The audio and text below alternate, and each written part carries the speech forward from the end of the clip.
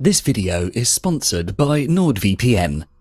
NordVPN is the leading virtual private network that protects your online identity, whether you're in a hotel, coffee shop, or anywhere. We'll talk more about NordVPN later in the video, but for now, let's get on with how to deal with difficult people from the wisdom of Marcus Aurelius. Marcus Aurelius was the Emperor of Rome from 161 to 180 AD and is considered as the last of the 5 good emperors.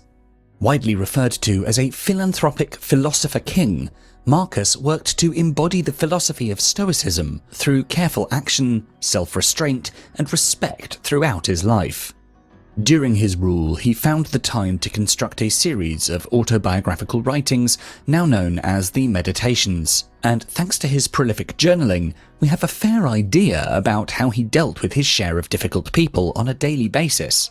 And in this video, we'll be diving into 5 ways Marcus Aurelius dealt with difficult people and how we can use these lessons to deal with such people in our modern-day lives. Number 1. Set your expectations straight. Marcus Aurelius says, "When you wake up in the morning, tell yourself, the people I deal with today will be meddling, ungrateful, arrogant, dishonest, jealous, and surly." Stoicism, being the practical philosophy, makes us see people the way they are rather than seeing them the way we want them to be. Marcus Aurelius, despite being a man of great temperance and discipline, is said to have set his expectations straight by practicing the technique of negative visualization as a part of his morning routine. Each morning, he mentally prepared himself for the people he might encounter and was ready to handle anyone, no matter how difficult or abrasive they may be. Difficult people are everywhere. And the idea behind this practice of setting your expectations straight by visualizing the way they are is not to think ill about anyone, but to stay prepared if they inevitably cross your path. Imagine that you're in your office, working on an unusual task, and everything's just fine. Suddenly your boss comes over to you and starts shouting at you in front of your colleagues for an error in your report or for something you may or may not have done. In this situation, you'll probably feel embarrassed, demotivated, and probably more than a little angry. Now imagine the exact same scenario, only this time your colleague warns you about your boss being in a bad mood. Now that you already know about your boss's mood, you'll double-check your report before sending it in, and even then, if your boss yells at you for something you may or may not have done, you'll still be startled, but not nearly as much because you already knew what to expect. Your expectations deeply influence your emotions, and by regularly reminding yourself that unpleasant people can show up at any time, this won't startle you as much, and you'll be better able to deal with them. Difficult people are going to be there, and you will encounter them. It's a part of life, so expect it to happen. Number 2. Let it go. Marcus Aurelius tells us, "The best revenge is to be unlike the one who performed the injustice." Centuries before Disney princesses, Marcus Aurelius was already teaching his followers that the best revenge is to exact no revenge at all. If your response to rudeness or being insulted is to be offensive and insulting right back, all you have achieved is to sink to their level and help justify their unpleasant behavior. So he advises us to take the higher ground with our response and approach the situation with virtue and logic. Regardless of our perfect planning and rehearsals, plans still can and often do go awry. We rarely get to control what happens to or around us. Despite your best efforts, you still might not get that promotion. You still hit traffic on your commute. Your video might not go viral, or you might get sick. You can't really control any of these things. People are no different. Their speech and actions are also external, uncontrollable events. Whether at work or in a social situation, we all encounter difficult people from time to time. Some will cut in your line. Others may lie and take credit for your work or humiliate you in public. Even though one cannot control most of the things they say or do, We let them and their insults affect us long after the incident is over, maybe for an entire day or week or month or even an entire lifetime, and we often respond to it with resentment, anger, or even by plotting out revenge. However, according to the Stoics, vengeance is a waste of time and will ultimately do you more harm than good. They would advise us not to take things too personally. If someone mistreats you, it's because in that moment they don't know any better. Their actions must be either intentional or unintentional. If they're unintentional, it doesn't make sense to waste our time and energy on their negligence. And if they're intentional, then there's something wrong with their character and you can't control how other people behave. All you can control is how you respond to their behavior.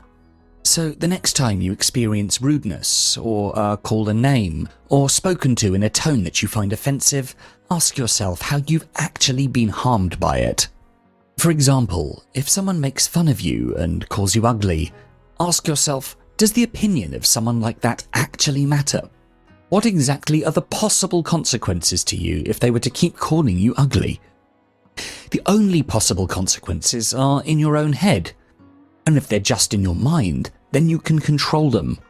And if you can control them, then they can't do you any harm. Aurelius teaches us to resist the impulse to respond with resentment and instead learn to let it go. Number 3. Remember our common humanity. In the words of Marcus Aurelius, we were born to work together, like feet, hands, and eyes, like the 2 rows of teeth, upper and lower. To obstruct each other is unnatural. To feel anger at someone, to turn your back on him, these are obstructions. According to Aurelius, we all share a common bond in our human existence. All of us deal with difficult emotions, devastating experiences, and daily stresses. Sure, we all live a different life and lifestyle, but in some aspects, we're all exactly the same. None of us are immune to pain, illness, loss, and death. We humans are innately social creatures, with many inbuilt evolutionary mechanisms that enable and encourage us to work together, and which is why we should always treat everyone with kindness and compassion, no matter how difficult they may be. When Marcus would experience a shameless or difficult person, he'd ask himself, is a world without shamelessness possible? No.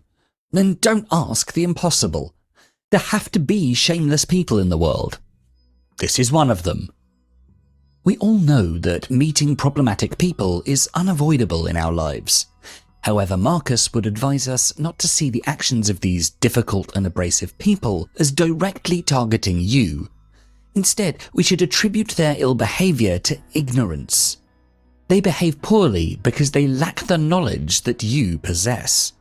When someone says or does something that is wrong in your eyes, the judgment of being wrong is based on the knowledge that you have.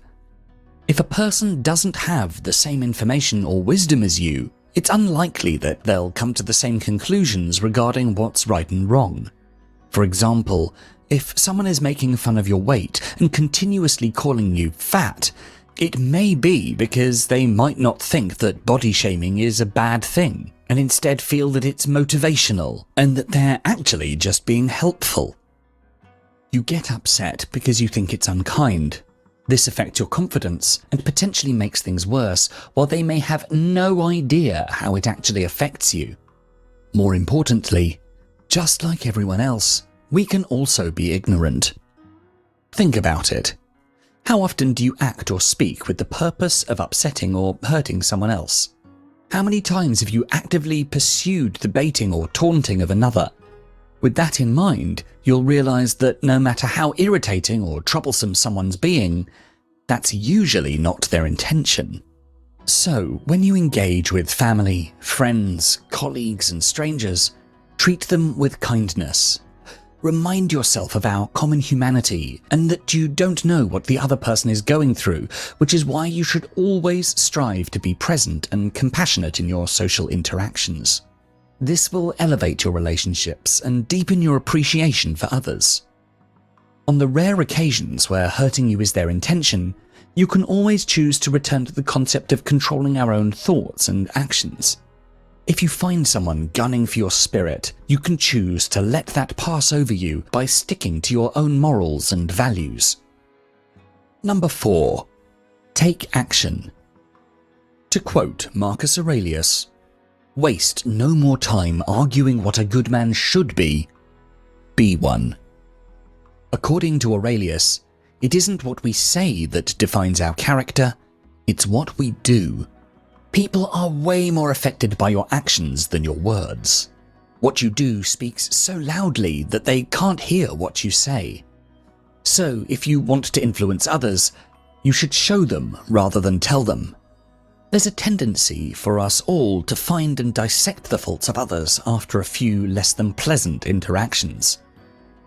How often do we hear ourselves complaining about the coworker, about our spouse, or a friend and our toxic relationship with them, but don't actually do something about it?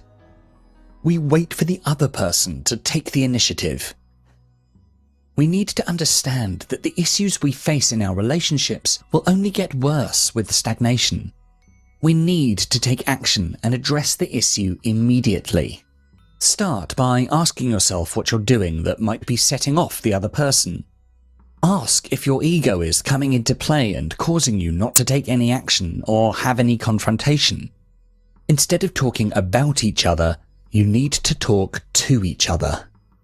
If you want yourself and the others around you to be better, don't go about telling others how to act. Instead, cultivate the virtues yourself and express them through your conduct. When you do that, you'll inspire others. You'll inspire those around you to be better too. And in the process, you'll make life for yourself and everyone around you a little bit better. Number 5. Overcome envy. Marcus Aurelius teaches us, if you envy what you don't have, you'll never be free. Free, independent, imperturbable. Because you'll always be envious and jealous, afraid that people might come and take it all away from you. According to Stoicism, there are 4 passions that contribute to our misery: distress, fear, lust, and delight. Envy and jealousy is a form of distress that consumes us and makes us irrational. The blinding passion of envy, wanting something that someone else has or feeling rebuffed by someone else's success, can cause us great pain and distress. According to Marcus Aurelius, we find happiness within ourselves, not in achieving things that others have. Only we are responsible for fulfilling our lives. By envying what others have or how successful they are, we're putting our happiness in the hands of others, which is misguided and pointless. We waste enormous chunks of our day scrolling through social media, looking at the self-selected photos of our friends and being miserable over the fact that they're doing well and how badly we deserve the kind of life everyone else seems to be living. Envy is a complex cluster of feelings that we experience in response to another person who has success, skills, or qualities that we desire.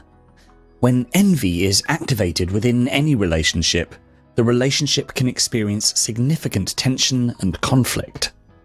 According to the Stoics, all the blessings in your life are on loan from fortune, and all of which must be returned sooner or later. So, while some people may seem to have the success, relationship, or fame you covet right now, they could lose everything tomorrow. You have no idea what plans fortune has in store for them, and the more they have, the more they risk losing. Money, fame, and power are impermanent and outside of your control, so instead of comparing your situation to others, compare yourself to who you were yesterday. That way, you will continuously strive to become the person you want to be, and you'll cultivate true happiness and fulfillment. As we said at the beginning, this video is sponsored by NordVPN. Each time you access a website, you start by connecting to your internet service provider, and they redirect you to any website that you wish to visit, which means they can see and log everything you do online. They may even sell your browsing history to advertisers, government agencies, and other third parties. This risk only increases once you log on to any public hotspot, whether in a hotel, cafe, or airport, since anyone with basic hacking skills could potentially access your passwords, banking information, or any other private details you may enter every time you go online. Here's where NordVPN comes into play. It tunnels your internet traffic through a specially configured remote server. This way, NordVPN hides your IP address and encrypts all the data you send or receive. The encrypted data looks like gibberish to anyone who intercepts it, and it is impossible to read. All of us here at Philosophies for Life use NordVPN. The app makes using VPN super easy. Nord has over 5,200 superfast servers in 59 countries. This means you can watch whatever you want, regardless of your region.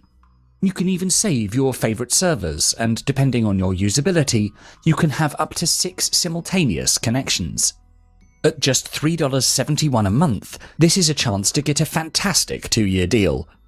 Click on the link below in the description and use our promo code to get our special Christmas deal, which means with every purchase of a 2-year plan, you'll not only get a massive 68% off, but you'll also get 4 additional months of NordVPN's membership for free. Click on the link in the description below to protect your online identity today.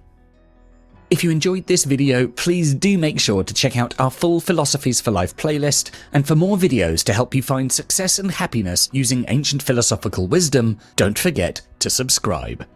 Thanks so much for watching.